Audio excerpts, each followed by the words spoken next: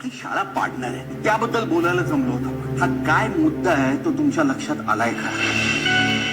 आता आपली मराठी शाळा पाडून इंटरनॅशनल स्कूल बांधलं जाणार आहे. दिवसेंदिवस महाराष्ट्रामध्ये मराठी शाळा बंद होत आहे आणि तिथे इंटरनॅशनल स्कूल उभारल्या जात आहे. तर या सगळ्या गोष्टीला हाताळणारच एक मराठी चित्रपट येत आहे लवकर, क्रांतिज्योती विद्यालय मराठी माध्यम. तर हा चित्रपट पण आहे अशाच एका शाळेबद्दल जी शाळा लवकरच पाडण्यात येणार आहे आणि तिथे एक इंटरनॅशनल स्कूल होणार आहे. पण जसं की आपल्या महाराष्ट्रामध्ये पण असे काही लोक आहेत जे आता द्वेष करताय की आम्हाला मराठी शाळा पाहिजे, तसेच क्रांतिज्योती विद्यालयामध्ये देखील एक मास्टर असे आहेत, हे शाळेचे प्रिन्सिपल आहेत जे त्या मराठी शाळेला वाचवण्याचा प्रयत्न करत आहेत आणि बाकीचे त्यांचे विद्यार्थी आहेत जे या सरांना साथ देणार आहेत. आणि शिवाय हा चित्रपट एका सिरियस गोष्टीला हात तर घालतो, पण हा चित्रपट आपल्याला आपल्या शाळेतल्या जुन्या आठवणीची देखील आठवण करून देतो. म्हणजे शाळेत असताना आपण जे आपण मस्ती केल्या आहेत लहानपणी, भिंतीवर नाव कोरणं वगैरे, या सगळ्या गोष्टी आपल्याला नॉस्टॅल्जिया फील होतात. शाळेमध्ये असताना हातात डुंगणाला डुंगण लावून एकत्र बसायचो आपण. लहानपणी काय काय किडे केले तर आपण.